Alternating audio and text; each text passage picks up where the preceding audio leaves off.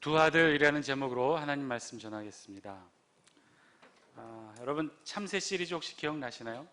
한 참새 20마리가 전깃줄에 쭉 이렇게 나란히 앉았다고 합니다. 그런데 어디선가 포수가 나타나서 포수가 한쪽 눈을 질끈 감고 총을 겨누어서 쐈다고 해요. 탕 하는 소리와 함께 참새들이 재빨리 다 피했는데 유난히 잘난 체하던 암컷 참새 한 마리가 총에 맞아 떨어졌어요. 이 참새가 떨어져 죽어가면서 하는 말이 이렇게 말했답니다. 분을 참지 못하고 씩씩거리며 이렇게 했는데, 어휴, 내가 쓸개 빠진 X지. 그놈이 윙크하는 줄 알았잖아. 포수가 이렇게 겨누는 것을 윙크하는 줄 알고 그 윙크를 즐겁게 봤다가 총 맞아 죽었다는 거죠.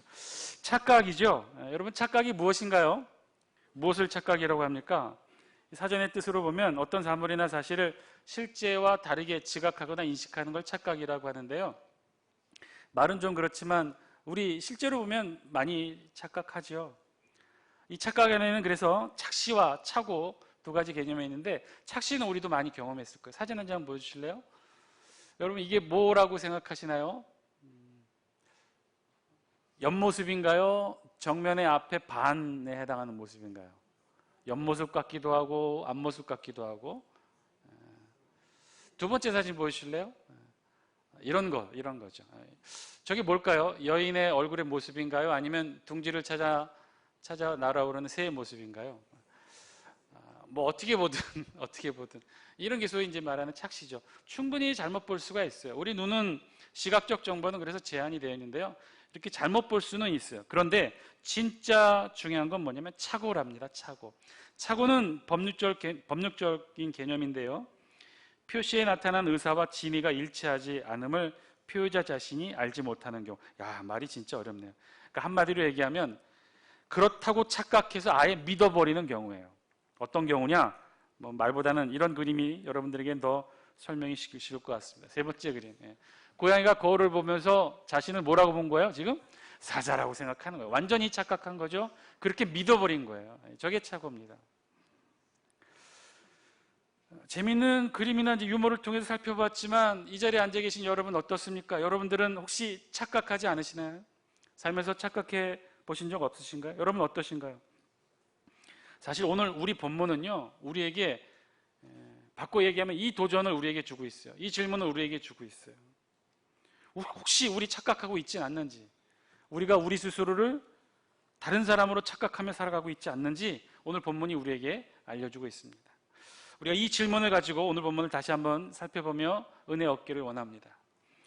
오늘 본문은 11절부터 시작되는데요. 크게 세 부분으로 나누어져요. 11절부터 총 32절까지 15장 전체의 주제, 잃어버린 것을 다시 찾는 잃어버린 양의 비유, 잃어버린 동전의 비유, 그리고 마지막 세 번째 잃어버린 아들을 찾는 비유의 내용이 11절부터 끝까지 기록이 되어 있어요. 굉장히 긴 본문입니다.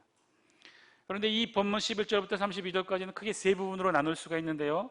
첫 부분은 11절부터 16절에 있는 말씀으로 이 둘째 아들이 방탕하고 그래서 결국은 궁핍하게 되었다는 내용이고요. 17절부터 24절까지는 그렇게 궁핍하게 된 둘째 아들이 결국은 회개하고 돌아와 아버지께 용서를 구했다는 것이고 아버지가 그 아들을 따뜻하게 맞아주었다는 내용으로 기록되어졌습니다. 그리고 중요한 것이 이 마지막 25절부터 35절까지인데 여기에는 어떤 내용을 기록하고 있느냐면 그렇게 둘째 아들이 돌아온 것을 아버지가 따뜻하게 맞이하는 모습을 옆에서 지켜본 맏아들의 불평이 우리 성경에 기록이 되어 있어요. 처음부터 살펴보시면 11절 말씀, 어떤 사람에게 두 아들이 있음을 알리면서 우리 본문은 시작을 합니다. 그런데 두 아들이 있는데 그 중에 한 아들, 둘째 아들이 아버지에게 재산 분배를 요청했다는 거예요. 12절 말씀 우리 같이 한번 읽어볼까요? 시작. 그 둘째가 아버지에게 말하되 아버지여 재산 중에서 내게 돌아올 분깃을 내게 주소서 하는지라. 아버지가 그 살림을 각각 나누어 주었더니. 아멘. 내게 돌아올 분깃을 내게 주소서. 지금 둘째 아들은요, 아버지에게 재산을 달라고 요구하고 있는데 그 모양새가 어떠냐? 너무나 떳떳하고 당당하게 요구하고 있어요. 당연한 자신의 몫을 달라고 요구하고 있는 것이죠. 내게 돌아올 분깃을 달라. 그런데 여기에는요, 이 아들의 당당한 몫이 사실은 없어요. 다 아버지의 재산입니다. 그럼에도 불구하고 이 아들이 당당하게 아버지에게 요구할 수 있었던 것은요, 어떤 것이냐? 이것은 아버지가 만약에 죽었을 경우에 아버지의 재산을 그 자녀들이 상속받게끔 되어 있는 유대 상속법을 근거로 이 둘째 아들은 아버지에게 아주 당당하게 요구하고 있는 거예요. 유대 상속법에 의하면 어떻습니까? 아들에게 아버지의 재산, 부모의 재산을 물려주어야 되는데 어떻게 나눠주죠? 큰 아들에게는 상속법에 의하면 얼마를 나눠주나요? 2몫을 나눠주고, 작은 아들에게는 1몫만 나눠주게 되어 있어요. 아들이 2명 있는 경우 아버지의 재산을 어떻게 하느냐? 아버지가 돌아가시면 3등분 합니다. 그래서 3분의 2는 맏아들에게, 3분의 1은 둘째 아들에게 준다는 거죠. 지금 이 둘째 아들은요, 이 아버지에게서 나중에 상속받게 될 이 재산 3분의 1을 지금 아버지에게 달라고 요구하고 있는 거예요. 그런데요, 여기에는 아주 중요한 전제 조건이 필요합니다. 이 둘째 아들이 아버지에게 아버지의 재산 3분의 1을 당당하게 물려받을 수 있기 위해서는 어떤 전제가 필요합니까? 아버지가 죽어야 한다는 거예요. 이런 목된 자식이 어디 있습니까? 정말 나쁜 아들이죠. 아버지가 지금 두 눈 시퍼렇게 뜨고 살아있는데 그 아버지가 죽었을 경우에 받는 몫을 지금 달라고 하는 거예요. 이런 무리하고 무례한 아들의 요구에 아버지는 또 그대로 또 들어줍니다. 그리고 둘째 아들은 이 돈을 가지고 우리 성경에 보니 아주 먼 나라로 갔다고 했고요, 거기서 허랑방탕하여 그 재산을 낭비했다라고 우리 성경이 기록하고 있어요. 그리고 나서는 어떻게 됐느냐? 14절, 우리 14절 말씀 영상을 통해 같이 한번 읽겠습니다. 시작. 다 없앤 후 그 나라에 크게 흉년이 들어 그가 비로소 궁핍한지라. 아멘. 허랑방탕하게 다 재산을 탕진한 것도 모자라 어떻게 됐느냐? 그 나라에 크게 흉년까지 들었다는 거예요. 그래서 그가 비로소 궁핍하게 됐다는 거예요. 그 아들, 둘째 아들의 삶이 얼마나 핍절하게 되었느냐? 15절 말씀은 이렇게 증거하고 있어요. 같이 한번 읽겠습니다. 시작. 가서 그 나라 백성 중 한 사람에게 붙여 사니 그가 그를 들러보내어 돼지를 치게 하였는데. 아멘. 이 둘째 아들이 상태가 얼마나 핍절하게 되었느냐? 먼 나라에 가서 그 이방 사람 중에 한 사람에게 붙여 살았다고 그랬어요. 더불어 살게 되었다는 거예요. 그리고 나서는 어떻게 했느냐? 그 이방인이 시키는 대로 돼지를 치는 일을 했다는 거예요. 여러분, 오늘 본문에 나와 있는 이 예를 들고 있는 이 한 사람 또 두 아들 모두 다 유대인을 전제로 한 이야기입니다. 여러분 다 아시겠지만 유대인들에게 있어서는요, 이 정결, 부정케 하는 거에 대해서 굉장히 민감하게 반응하고 있어요. 지금도 유대인들은 돼지와 관련된 혹은 유제품을 지금도 접촉조차 하지 않고 있어요. 특별히 유대인들이 정말 경멸히 여기고 터부시하는 것은 돼지였어요. 돼지. 유대인은 어떠한 일이 있어도 자신의 육체와 영혼을 더럽히는 돼지를 먹지도 않을 뿐더러 가까이 하지도 않아요. 그런데 지금 어떻게 됐어요? 이 처참한 상황에 처해 있는 이 둘째 아들이 지금 무슨 일을 했다는 거예요? 이방인에 더불어 붙여 살면서 이방인의 돼지를 키우는 일을 했다는 거예요. 그러니까 정말 핍절한 상황에 처해서 있었던 것이죠. 그리고 더 처참한 상황은 16절 말씀인데 우리 16절 말씀 같이 한번 읽겠습니다. 시작. 그가 돼지 먹는 쥐염 열매로 배를 채우고자 하되 주는 자가 없는지라. 아멘.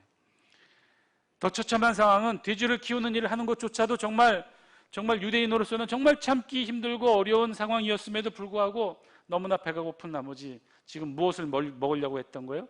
돼지 여물로 주고 있는, 돼지 음식으로 주고 있는 쥐염 열매를 먹고자 했는데 그것조차 먹지 못했다는. 우리 성경에 쥐염 열매로 되어 있는데요, 이 쥐염 열매는 뭐냐면요, 콩과에 속하는 열매예요. 사진 한 장 보여주실래요? 생긴 건 저렇게 생겼어요. 그래서 마치 꼭 조금 날카로운 어떤 염소뿔을, 조그만 염소뿔을 닮았다고 해서 염소뿔 열매라고도 하는데 이스라엘 명칭으로는 카롭입니다. 카롭. 두 번째 사진 보여주실래요? 저걸 까면 저 안에 저렇게 씨가 담겨 있어요. 여러분 혹시 뭐와 똑같다는 생각 드셔요? 콩. 우리 콩깍지와 똑같죠? 실제로 우리 콩깍지 어떻게 하나요? 잘 삶아서 옛날에 소 여물로 주기도 했었죠. 똑같아요. 지금 돼지의 사료로 주고 있는 게 이게 쥐염 열매였는데 저것을 삶아서 주로 가축의 사료로 사용되어지는 것이었는데, 그런데 아주 어려운 흉년이 들거나 기근 시에는 아주 가난한 사람들이 식량으로 대용하기도 했다고 합니다. 그래서 이스라엘 랍비들의 글에, 전통적인 글에 보면 이런 글이 있어요. 이스라엘 사람들이 쥐염 열매를 먹게 될 때 그들은 회개한다. 정말 정말 어려운 상황에 처해 있으면 이들이 먹게 되는 것이 쥐염 열매였다는 거죠. 그런데 오늘 성경에 보니 이 둘째 아들이 처한 상황이 어떠했느냐. 이 쥐염 열매조차 주는 자가 없었다고 했어요. 이것조차 먹지 못했다고 했어요. 아마도 돼지치는 일을 하면서조차 급료를 제대로 받지 못했던 상황이었던 것 같아요. 그러자 이 둘째 아들은 어떻게 합니까? 눈물 어린 회개를 해요.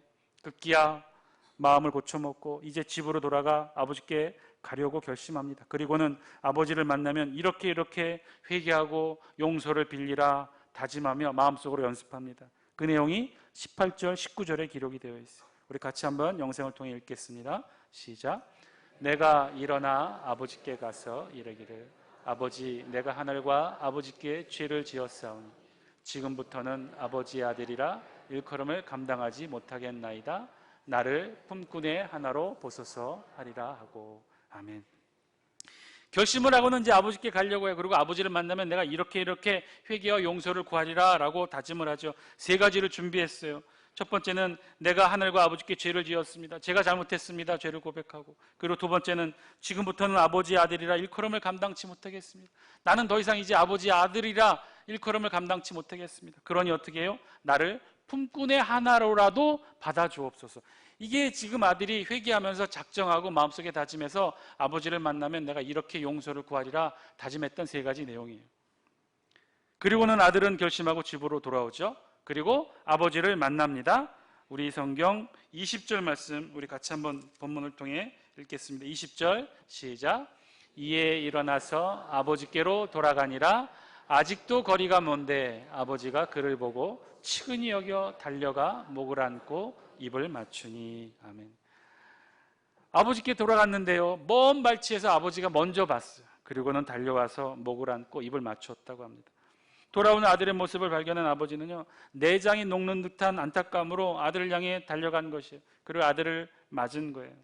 아들을 보자마자 이미 아버지는요 용서했고 아들을 가슴으로 품었던 거죠. 이런 아버지의 마음을요 우리 성경이 조금은 좀 드라마틱하게 유머러스하게 표현을 하고 있어요. 어제 밤에 그 전날 이 아들이 아버지를 만나면 이렇게 용서를 구하리라 준비했던 회개의 대사가 있었다고 그랬죠. 세 가지였어요. 첫째는 아버지께 용서를 구하고, 둘째는 아들이라 일컬음을 감당치 못하고, 세 번째는 그러니 나를 품꾼으로라도 받아주옵소서 이렇게 아버지에게 말하리라 작심했었잖아요. 이제 아들이 그 작심한 대로 아버지 앞에서 이야기를 합니다. 그런데 이 아버지에게 이야기하는 이 과정이 우리 성경이 재밌게 표현하고 있어요. 우리 다 함께 21절과 22절 말씀 이어서 같이 한번 함께 읽겠습니다. 시작. 아들이 이르되 아버지, 내가 하늘과 아버지께 죄를 지었사오니 지금부터는 아버지의 아들이라 일컬음을 감당하지 못하겠나이다 하나 아버지는 종들에게 이르되 제일 좋은 옷을 내어다가 입히고 손에 가락지를 끼우고 발에 신을 신기라. 아멘. 21절 말씀 다시 한번 띄워주실래요? 여러분 보셔서 눈치채셨어요? 이게 만약에 드라마로 만들어지면 아마 이런 모습이었을 거예요. 아들이 열심히 그 전날부터 집에 오는 내내 준비했던 세 가지 아버지께 용서를 구하는 말, 세 가지가 뭐라고 그랬어요? 아버지 죄를 지었습니다. 이제 아버지 아들이라 일컬음을 감당하지 못합니다. 그러고 나서 세 번째가 뭐였어요? 이제는 나를 품꾼의 하나로라도 받아주옵소서. 이 말이었잖아요. 마지막 말이 이 말이었잖아요. 근데 이 말을 했어요? 못했어요? 못했어요. 그러고 나서 바로 이어서 뭐 때문에 못했어요? 아버지의 말이 있었다는 거예요. 아버지가 계속해서 듣지 않았다는 거예요. 아마도 추정컨대 아들이 무슨 말을 하려고 했었던지 아버지는 어느 정도 짐작했었던 것 같아요. 아니 이 세상에 어떤 아버지가 아들이 잘못을 했다 하더라도 품꾼의 하나로 받아주는 아버지가 어디 있겠습니까? 또 그 말을 그대로 다 들을 아버지가 어디 있겠습니까? 그러니 더 이상 아들의 말 세 번째 말은 듣지도 않은 채 돌아서서 종들에게 지시하죠. 뭘 지시해요? 제일 좋은 옷을 준비하고 반지를 준비하고 그리고 신발을 가져오라고 종들에게 이야기합니다. 여기에는 갖가지 상징이 담겨 있어요. 제일 좋은 옷, 우리 성경에는 그냥 옷으로 번역했지만 이 헬라어 번역본을 보면 스톨렌이라고 해서요. 이 옷은 어떤 옷이냐면 발끝까지 내려오는 긴 남자용 헐렁한 옷이에요. 이건 일할 때 입는 옷이 아니에요. 왕과 제사장들과 지위 높은 사람들이 자신의 신분을 드러낼 때 입는 그런 옷이었어요. 이미 아버지는 아들에게 아들로서, 이 집안의 주인의 아들로서의 지위를 옷으로 회복시켜 준 거죠. 그리고 상속자를 상징하는 반지도 준비해서 끼우라고 했고요. 그리고 신발도 신기라고 했어요. 신발은요, 이 자유인의 상징이고, 집안에서 신발을 신고 다니는 것은 주인만 신발을 신을 수 있다고 했어요. 종들은 집안에서조차 맨발로 다녔단 말이에요. 맨발로 걸어온 아들에게 신발을 신겨준 거죠. 옷, 반지, 신발, 이게 상징하는 것이 무엇입니까? 아버지는요, 이 둘째 아들을 다시 아들로, 다시 상속자로 그 지위를 회복시켜 준 거죠. 그러니 나를 품고 내 안으로 보소서, 이 아들의 말을 듣기도 전에 이미 아버지는 아들을 회복시켜 주었어요. 맞이해 주었어요. 용서해 주었어요. 여러분, 여기까지 읽어보면 참 멋있죠? 감동입니다. 그런데요, 사실 오늘 우리 본문은요, 딱 여기까지 맞춰야 전체 문맥에 어울려 보여요. 그렇죠? 사실 15장 전체의 주제가 무엇입니까? 잃어버린 양을 다시 찾고, 잃어버린 동전을 찾고. 그러니 이 두 아들의 비유에서는요, 잃어버린 아들이 다시 돌아오고, 그리고 그 아들이 아버지께 용서를 구하고, 아버지가 따뜻하게 맞아들이고, 옷을 준비하고, 가락지를 끼우고, 신발을 신기고, 그리고 맨 마지막에 살진 송아지를 잡아 잔치를 벌이는 것, 이것이 오늘 본문의 비유, 15장 전체의 비유의 마지막 하이라이트, 딱 좋을 것입니다. 여기서 끝쳐야 돼요. 그런데요, 우리 성경은 어떻습니까? 여기에 한 가지 사실을 덧붙이죠. 그것은 바로 이렇게 돌아오게 된 둘째 아들을 옆에서 지켜보게 된 맏아들의 모습, 표정, 그 분노의 감정을 우리 성경이 그대로 기록하고 있다는 거예요. 맏아들이 밭에 있다가 집으로 돌아왔는데 잔치 소리가 들려요. 그래서 종에게 묻습니다. 그랬더니 종이 자초지종을 설명하죠. 종이 맏아들에게 이렇게 말해요. 당신의 동생이 돌아왔음에 당신의 아버지가 건강한 그를 다시 맞아들이게 됨으로 인하여 살진 송아지를 잡았나이다. 제삿날 탕진하고 돌아온 둘째가 돌아왔고, 그 돌아온 아들을 아버지가 성대하게 맞아주고 살진 송아지를 잡아 잔치를 벌인다는 이야기를 듣게 된 거죠. 자, 그랬더니 이 맏아들의 반응이 어떻다는 거예요? 28절 말씀, 우리 영상을 통해 같이 한번 읽겠습니다. 시작. 그가 노하여 들어가고자 하지 아니하거늘 아버지가 나와서 권한대. 아멘. 어떻다고 그랬어요? 그 반응이 노했다고 그랬어요. 둘째 아들이 돌아왔고, 그래서 아버지가 환영하고 잔치를 벌였는데 이 모습을 보고 맏아들이 분노했다고 그랬어요. 화를 낸 거죠. 그리고 집으로 돌아가지 않으려고 했어요. 이런 이해할 수 없는 맏아들의 행동에 아버지는요, 작은 아들에게도 했던 것처럼 똑같이 큰아들을 위로하기에 집 밖으로 나와 맏아들을 권유합니다. 그렇게 권유하는 아버지에게 맏아들은 자신의 불만을 토로해요. 뭐라고 토로해요? 내가 여러 해 아버지를 섬겨 명을 어김이 없거늘 내게는 염소 새끼라도 주어 나와 벗으로 즐기게 하신 일이 없더니. 둘째 아들에겐 달랐다는 거예요. 한마디로 이 맏아들은요, 불만이 있었어요. 아버지에게 불만이 있었어요. 아버지의 처사가 불공정했다는 거예요. 그래서 아버지에게 불만을 토로한 거예요. 둘째만 편애하고 사랑한다고 생각하고 아버지에게 온갖 화를 내고 불만을 토로했어요. 사랑하는 장수교 성도 여러분, 오늘 말씀을 읽으시면서 여러분들은 어떠신가요? 오늘 이 맏아들이 아버지를 향한 불만을 여러분들은 지금 어떻게 듣고 계십니까? 어떻게 들으면 한편으로는 여러분 공감이 가지는 않습니까? 동생은 아버지께 죄를 지은 죄인이고, 반면에 자신은 아버지 곁에서 늘 착하고 선하고 말 잘 들었던 의인인데, 당연히 잔치를 열어야 한다면, 잔치를 베풀어야 한다면 자신을 위해서 잔치를 베풀어야지 어떻게 죄인인 동생을 위해 잔치를 연단 말인가? 이것은 불공평하다, 옳지 않다, 아버지의 처사는 옳지 못하다. 사랑하는 장수교 성도 여러분, 오늘 말씀을 통해 저와 여러분들에게 주시는 하나님의 특별한 음성을 저와 여러분들이 들을 수 있게 되길 바랍니다.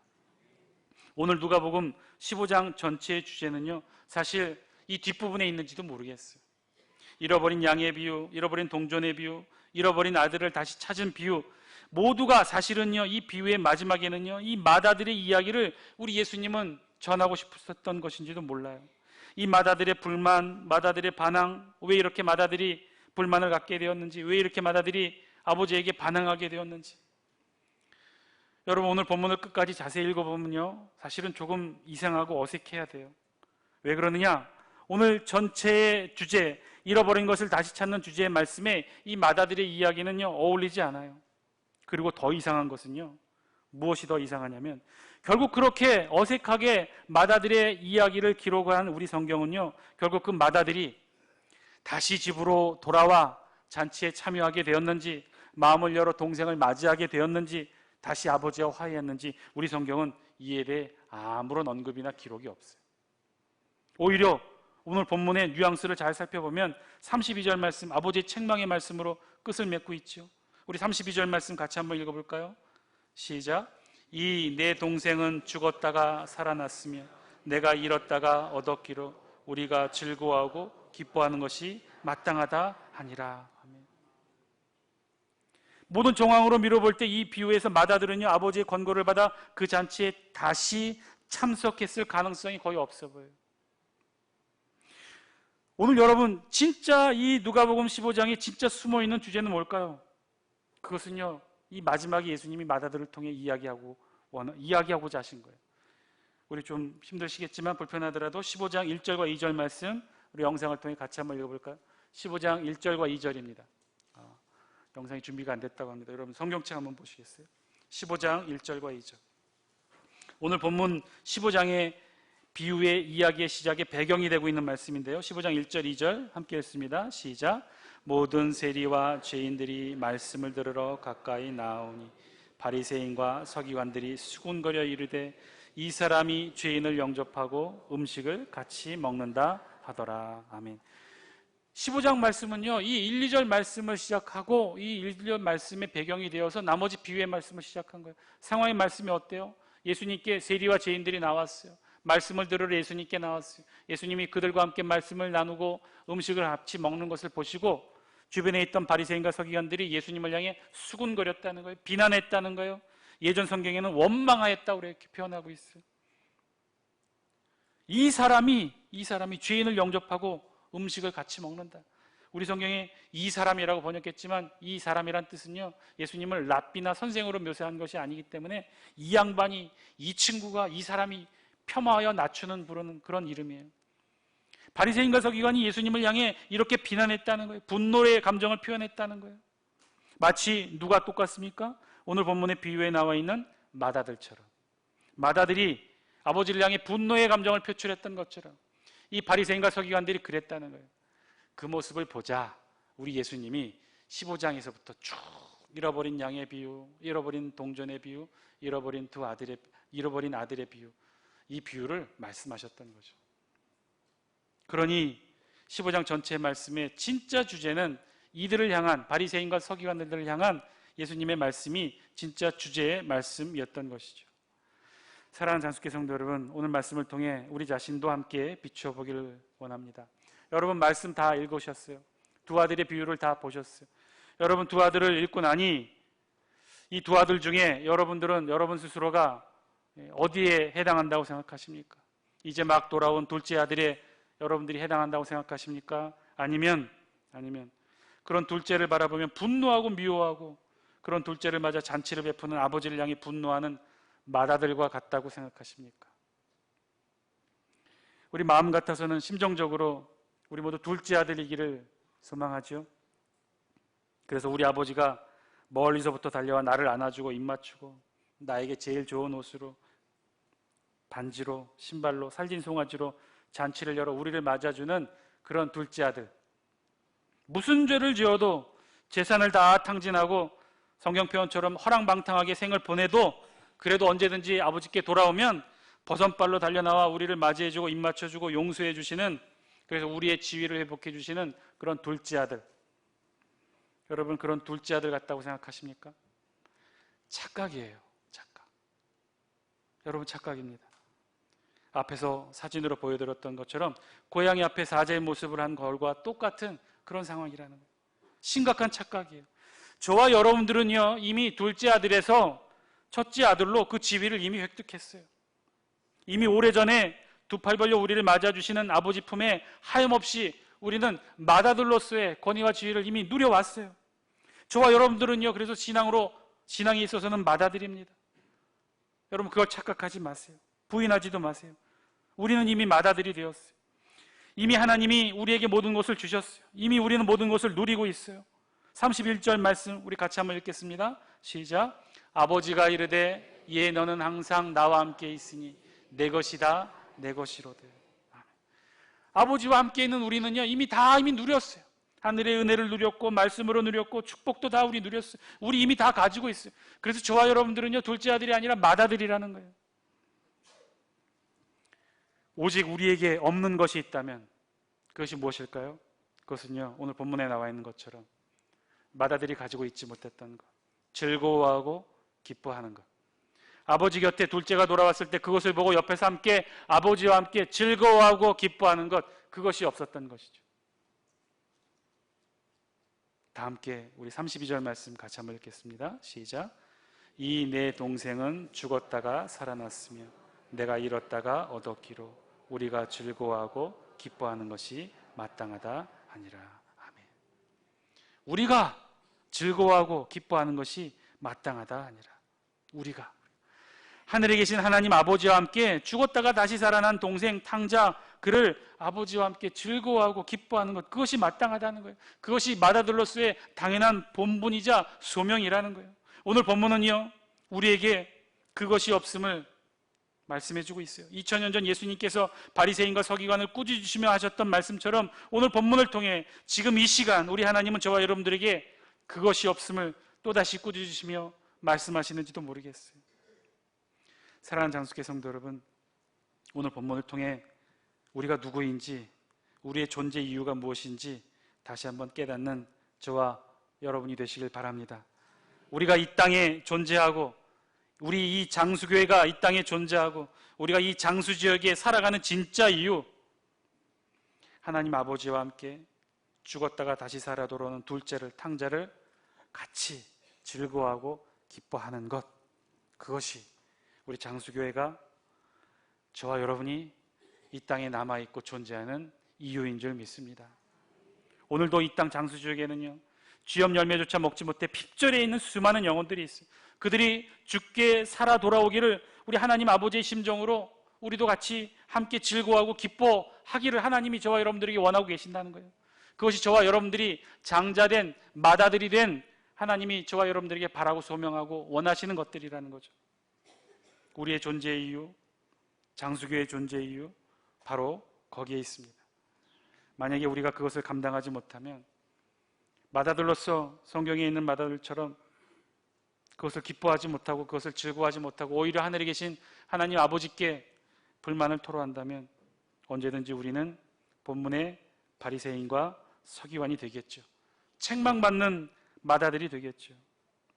아니, 그것보다 더 무서운 것은 그런 하나님을 바라보면서 늘 원망하고 불평하는 맏아들이 될까 두렵습니다.